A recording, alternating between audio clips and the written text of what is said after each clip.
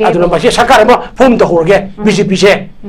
아이고 아두들라 아두기 그동 잡두들이 뭐니 이제 아코이 매양 몇기피 강나봐 유메레 판다면제라 방나봐 아리게 아이디피 매양 와르 와다나 봐 하는데 봐 호나버를 뛰네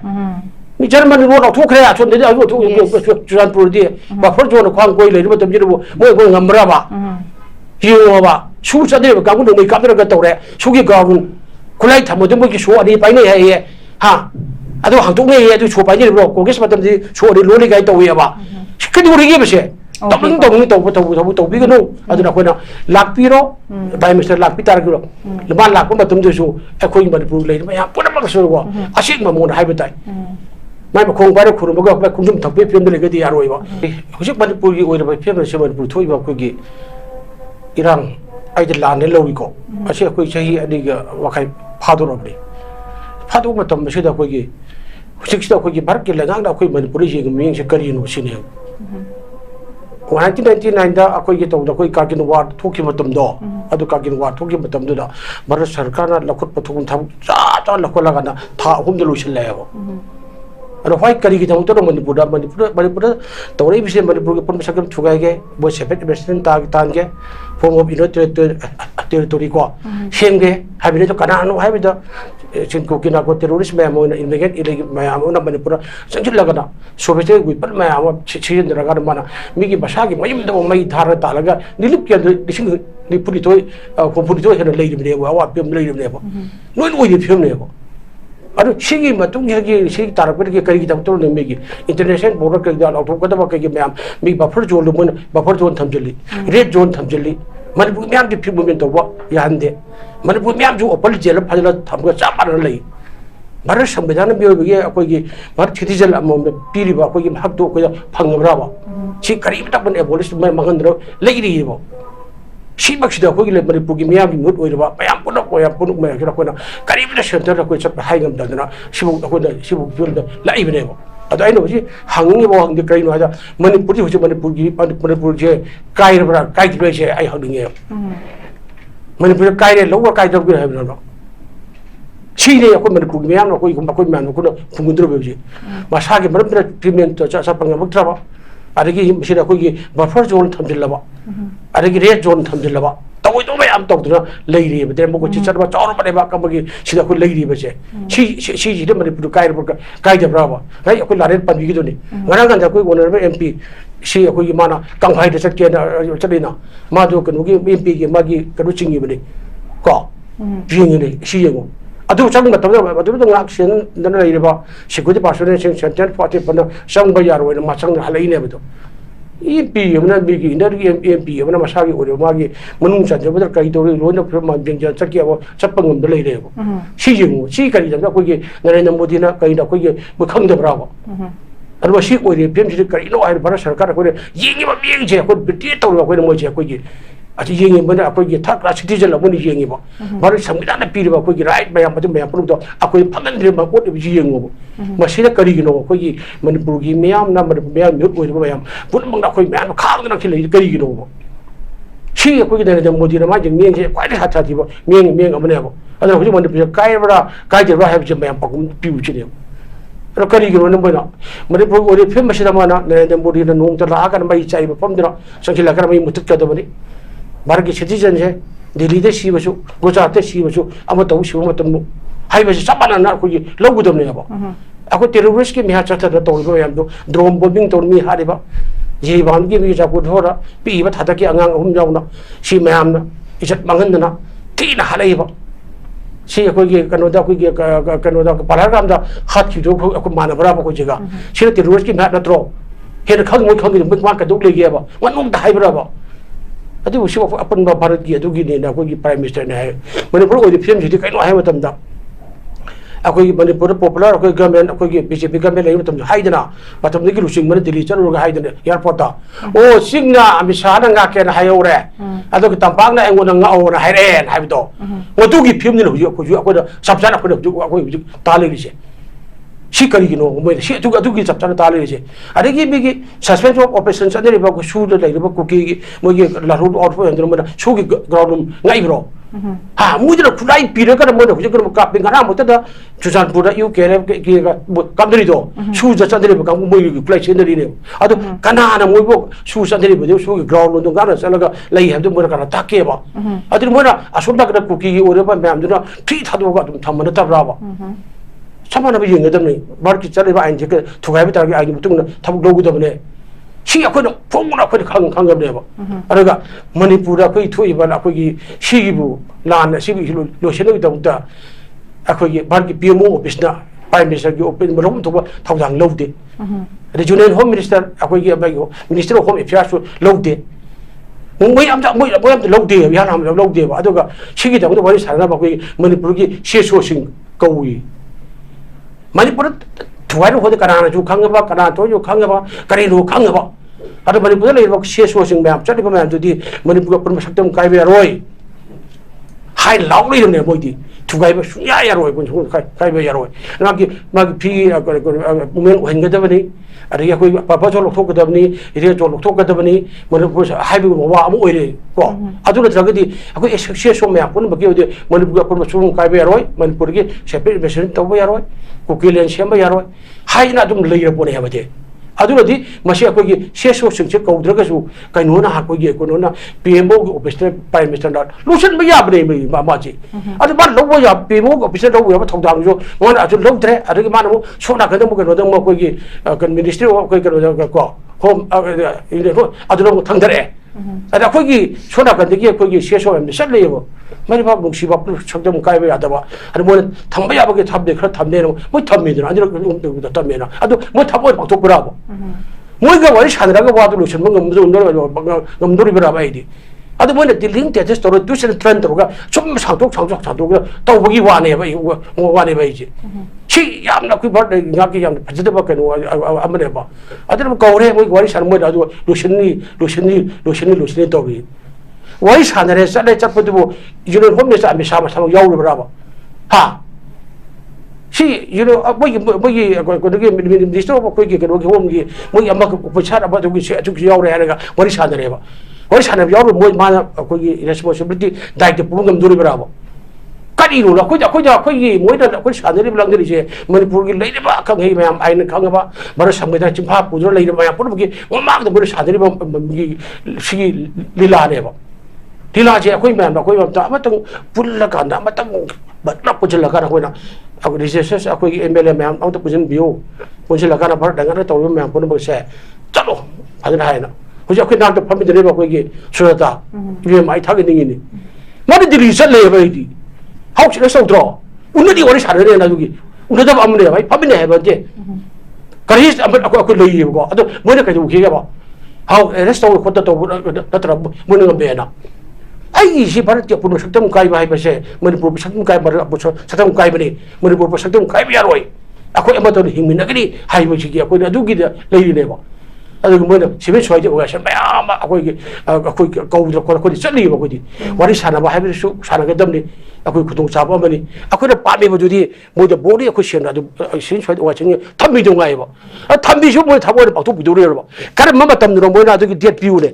시민 소화이티시는 하이를 봐봐 타복도 뭐 시도위도 하이를 믿어 아주 그런 뭐 대라는 비우네 시몽도 로션이네 하면 뭐야 비우네 심지어 로션이는 하요 거죠 와리 사들의 프라임 미니스터 어디 뭐 로션 감들의 유엔 홈미니스터 사들의 아미샤 마사막 야우데 뭐 세계들의 타독들 사나래 신이 아코이 시부 그 뭐냐 아마 랑들이 사들의 아코이 거리기로 봐 마시 양다 거기 봤다 봐 아무리 아들이 아이를 하저리지 야람다 뭐망기 거기 심에서 의비로 보나 딜리데 랭비로가 아드 우너로가 서로가 야보다 하라우 돌아간다 알라면나 산로 우럭 통라라가디 우르수 우디 하이고 하이도 와라 하이로 강대면서 아미사나 징징 나케 하이오레 마나도가 답박티 앵곤도 아오 하이오레 하이 담무도 하나 하이라서도 미방다 담무도 와레바 산 우럭 통라라서 울라디 하이오도 마사기 와클럽싱 오도게레바 아두 잡자도 죽대 거기 우직 토에바 바프로졸 doctor be interested kaya abang leba ka bigdito rezon thame free movement jadre abi sar free movement to have the kapopi yom da hing na hing tare sikari no ba ko to sikari no ba अरे MP मसाबना मागी Indian Manipuri की अखोई parliament की मंग चंग मफम चपंग गमद्रे अदु Kanan थिंगी central force ना security इसे फोर्स थिंगी एबो यिंगुने MP मसाबना आई से चचगी आई गी बिजी येंगे क्वाजी येंगे जो छु जात्रे एबो सि पुरा लोइर बत्रबो अरे खुजु वाइ दमाना पृथ्वी लेबाक मयाम कोई हायेंदे कोई होरनी को हायेंदे की मंगार कोई दोनेबो मई चाइदो मयाम मोदी हारमने मखा तमरे बाक चाइ लिसिंग मरी मंगा की इंटरेस्ट मु लेरे बोइदे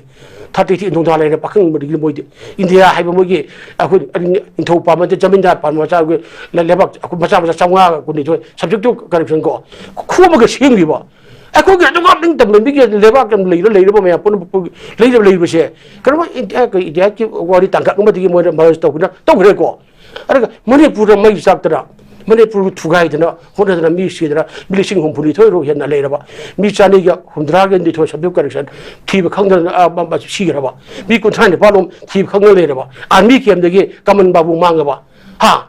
लोइ द मांगदरा लिरो तेरिबा पुन बुक मैम दे लेवा पुन बचु सी मक्सी दे दो तुम साथी रे बलेबा ओइरे को हाइबजे इंडिया खोगी ओइबना खोगी इजा छोकरी को पृथ्वी लेबा खुदि में केनो यूनाइटेड अमेरिका कनो यूएसए नबो लथोगी दुगाइने मणिपुर मागी यूएसए की सिटीजन यूनाइटेड नेशंस को सिटीजन अमता चप्पा यारोय चप्पा तारगदि कोइदा मोय अयाबा लगुदबनी हाइबि लोइरे बेबगी हक मांगबा खुंगावनबा अतुगुम लम अमनी हाइबसि मणिपुर मोइना भारत की स्टेट ओरिनेना फाजना मोन पिक्चराइज तो हाइर तो हाइरा बरि ची लोइरबनि यंगो मेगी पृथ्वी मपंग कलो सुबो पौरे ले इराक को ले बागे ले अमेरिका मोनबो मागी नरेंद्र मोदी उबंगम दबदो अमेरिका की प्रेसिडेंट उरे ओ मणिपुर चप्पा दे सी हाइरबनि सी लोइरबनि बि पृथ्वी की लेबाक अमद चप्पा जादे चकनु चत सी तो गुदर मागी सिटीजन जो कन्नबदो हाइरइनेबो सी लोइरबनि बजे ओ अछवा अदवा तोही अदुना हुजि ओइरेबा फिल्म असिदी इंडिया साजरबी डीलिंग टिक्टेक्स ने तुसर टर्न तौबने अदुना हानबक्तदो बीजेपी की मयाम नरेंद्र मोदी ना अखो हदक जुलाई लाकनी हन पार्लियामेंट सेशन हौबगी नुजु हौबगी मांग लाकनी हाय मोय मसन पुल्लो मोय मसन पुल्ले हराउद्रा सि सगोन तोंनो लाको नोम धोम लाए अदुगा मोय बीजेपी कुथानि फालि बेद्रो कुथानि पंद्रा कुनि थो पर्जेंट तौबी हा 35 अब्दुल लाक्त्री सी येंगुने सी करिगिनो जेपी नादाना करिगी पुंदबनो अरे अमित शाह अद करिगी पुंदबनो अखोई जोली करिगिनो लेरवांग मै होरगो सी बुई मसा मसु वर्प गमब्राबा मसा मसु वर्प गमदबने मी अदुना इमुंग मनुंग वर्पदे लेका हिर सिंगरे दो अतोप्र लोइ लोहरे कुकी सिन करा कोइ खुमगानो मयाम दो मुइ लोन पारा बोय लेसल मुइ खोतन लेरेबा सिन याना बु पुंदबने बु कुथा थे लेबदो कुनि सुइ लाए नो गोक्तरे जुस करा सगो दो वाक्तो करा गे तौरा लाई नुवाइन मोइ बोदि नुवाइ आवा यौदि दला फम ओन नो तबन बक्ता साना दोंना मोइ मसा सिदे मोइ रोइ देबि सिदे मोइ वा जाउ दुब लेरेबा अदर मोइ दिल्ली दिगि फमगा फमो चलगा चलो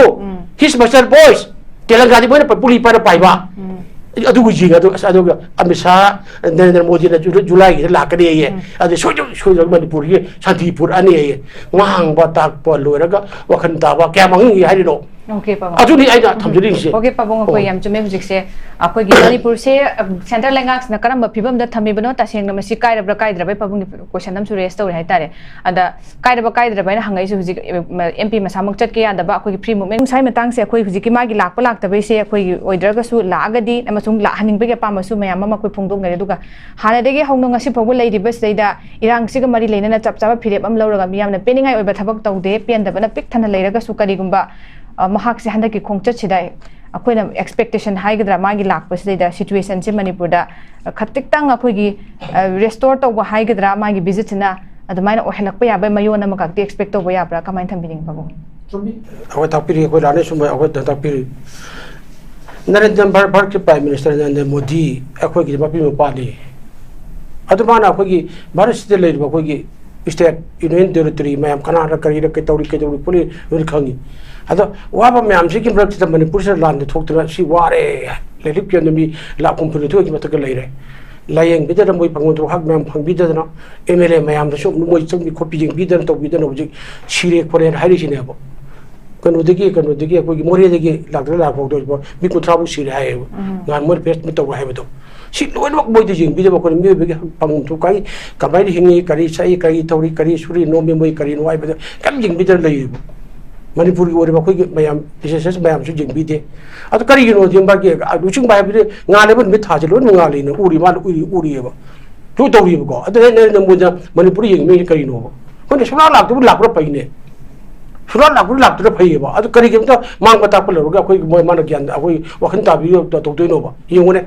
Nangan and the throw, Prime Minister Lakadi have to the key, a quickie. Manipulated by MLA, BJP, MLA, or Sabuna, like Shemini, other Shemini, Lang per trouble. Not we boy, okay, don't talk about the Pluto, she can don't Pangandra, books of the Upang, Kariginova.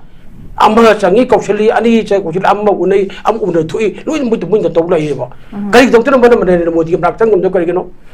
Prime Minister Tongue of the Varigino, and Mishama, some of the Carigino. Kaya kita tahu memang apa lagi Manipur pada apa lagi BJP pada segi presiden ngarang ada nanti mana sang Rusia, Prime Minister sih lakukan habis sang undang nganggu mak itu lagi apa itu, mungkin itu lagi apa itu, ada ni mungkin pada waktu ini ada kau yang lagi sentra di sana pada itu kita jalan lagi udah boleh apa, kari gino apa itu ni mungkin ada government phone tahu ni habis lagi mungkin, ada lagi khusus nak hire, aku lagi lengkap siapa ni. Ada kau leader lagi mana kerja nak bantu lagi, center lagi apa leader macam ni. Masa ki leader macam mengembang tu kan center ada kalau ni mana hai mengemban apa, si tu kaya tu mana kau lagi lebang agak kaya tu ni ni. Masa ki mungu mengemban apa, masa ki parti mengemban jelas mengemban tu. Manipur miam kan awak pakai ugut lagi Manipur nak kata Manipur bahasa Myanmar tu bukan bis tu asyik mau thabuk tu terang si tu ni hai bangam mereka Narendra Modi ni kawan jangan mana wakan tahan mereka mana gam tu ni bah. Atau mana suam nama yang jadi aku, suam mui nanti Manipur ayu aku ju, suam tu aku ni ni mereka kalau India kita market lalu marketian mudi ni juga sama, mana tahu pusat tu di, gas pusat tu di, atau pusat aku siduri, isagi lam mana aku isagi labuk tu labuk memang itu perak keri lagi ke, hari siapa pilih nama tahu ni pura kerana ada gino. Si pun maksud naik terus tu saya kuing ngembang leher bari, leher macam tu kuing tu benda leher berterus bawa. Aduh dia mereka kuing dia jawa. Gangga sambun ada, peri kita, ni si Irak si gitu. Lai kurum ada, lai sengda. Istan pendek kain ada si gitu. Nungan dia nungan baga awak pun tu isal lagi jangan. Makin pilih laut tu eva. Aku itu mereka aku tahu berapa. Kali kilo aku gini jadi saya bayang pilih aku kan mungkin kali kilo wa. Tugai wa. Kita ada pergi sau jual pun menjual. Macam Amerika orang pun menjual, hai ribu ko. Aku sekarang pun dia apa? Aduh nak cuba aja boleh aku nak bangun tak boleh wakin tarik, hal menjadi hai regal. Cuba aja boleh ada Prime Minister Modi, mereka perlu lane kali kilo. Macam parlimen je aku gini temu ju, mifam aku gini. Haudore, sih memang je parlimen aku sendiri tahu tu macam pun waktu. Aduh kita guna ngak tuh pengembu orang semua pun ngak semua ni, lalu tahu ni hai ni pun, lah kini yang hai mana apa? Ada aku jepang tangan, sana biar apa? Aduh aku cari yang ni lagi hingga biar begini, aduh macam aku lagi apa? Aduh ni malah aku itu aku mesti lakukan apa yang aku lagi apa? Malah aku macam tadi, miru lakukan korot tinggal ni, ebele macam na, bas aduh wayu lupa lakukan thadra kena, lu tunggu lagi ni. Hujan macam miri ebele apa? Payah ada lahun mengembang mi dising tripan putuk ni, bas sumangda. Pura property lain lagi lain bagi pasal pakai dah kuih sekian tu dan pura terlagi apa? Ada lepas aku pergi lepas aku pergi meeting jauh lawa, jadi aku maaf hai lawa, jadi ada lawa lagi apa? Segi tak kira kuih pun sih, macam hingga lagi apa? Karena leader mu karena walau aku jadi hai bawa kuih lagi apa? Masih udah lagi mulai aku nak kai jana, tu sudah trend tahu, tinggal tahu si film tu kuih mana nak terberapa? Masa lagi memang mai thara kata lagi apa? Betul lagi. Kuki teroris kan bagi thadi yang mangta sujan pura nesen beda lagi mitang rene. Mudah ada plan tunggu ini apa? Atau lagi apa lagi macam natro BJP lagi macam natro apa? Lo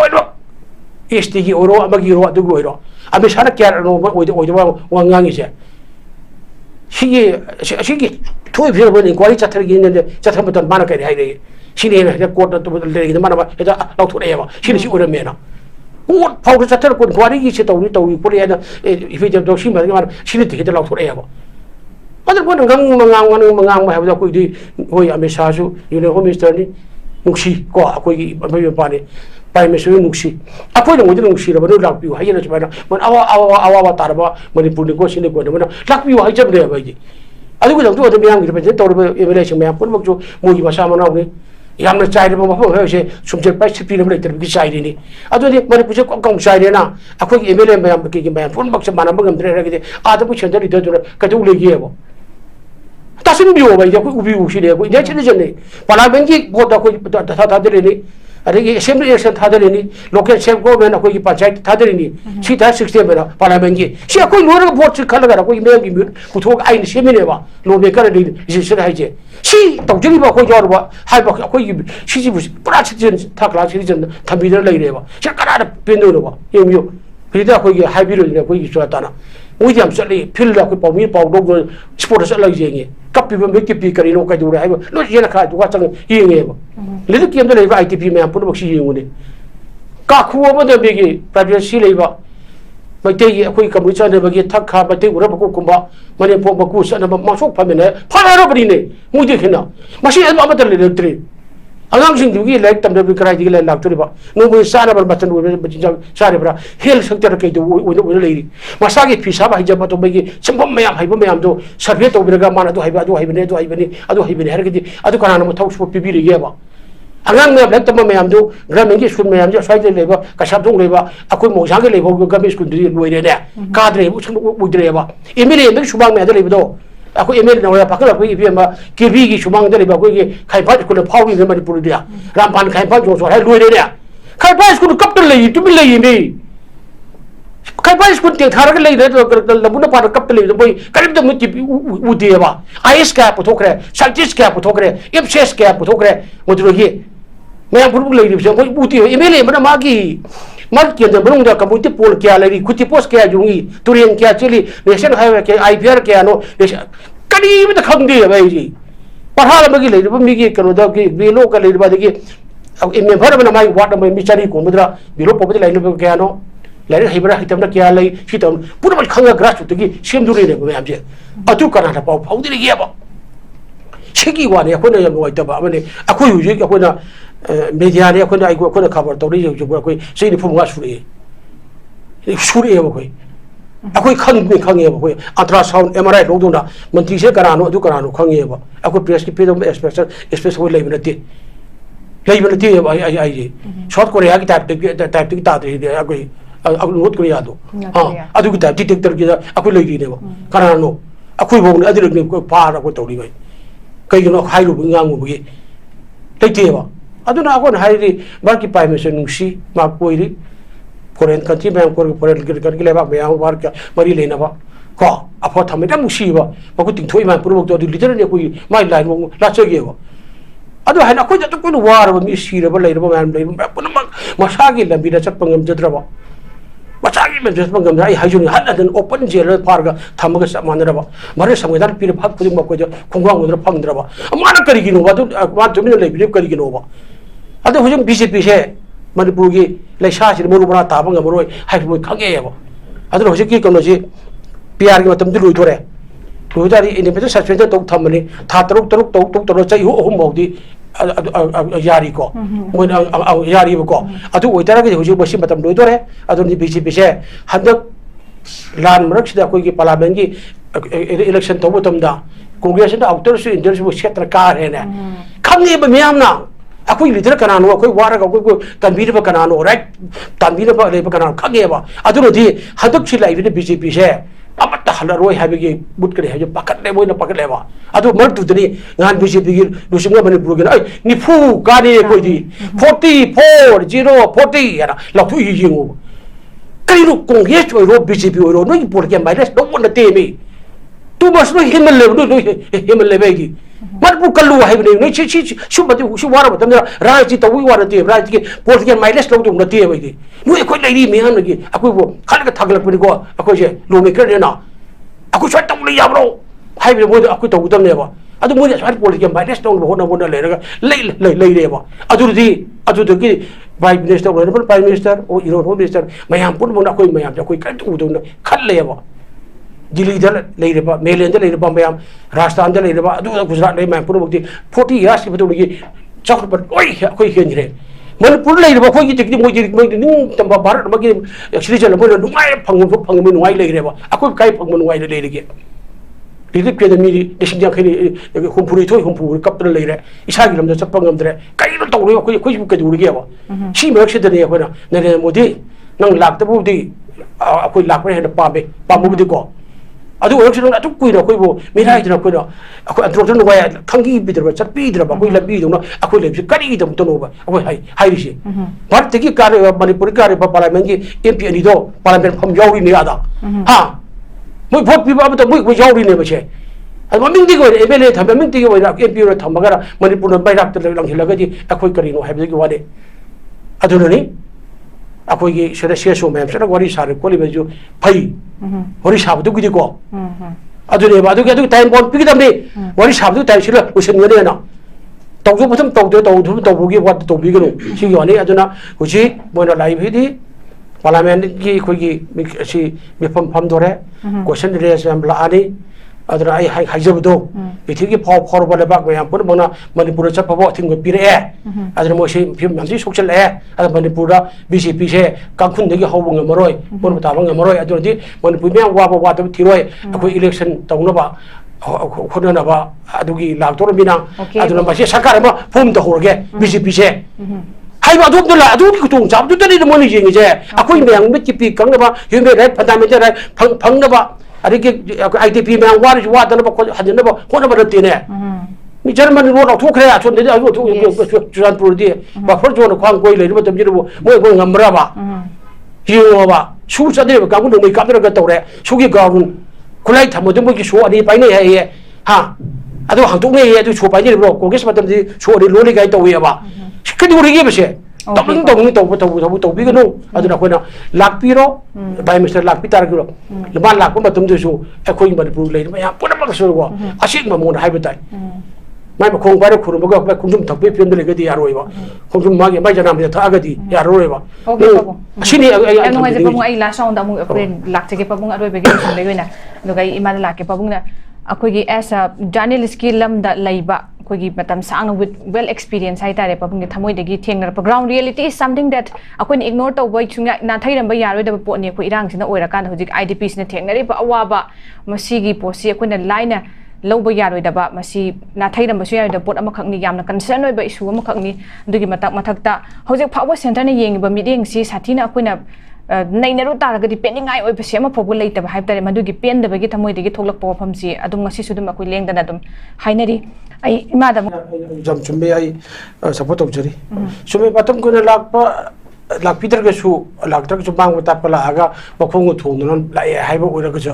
mà lại mà tụi nó khuyên mẹ cũng đã mà nó ra được quoi tôi tao muốn thúc mẹ mình tao cũng chuẩn bị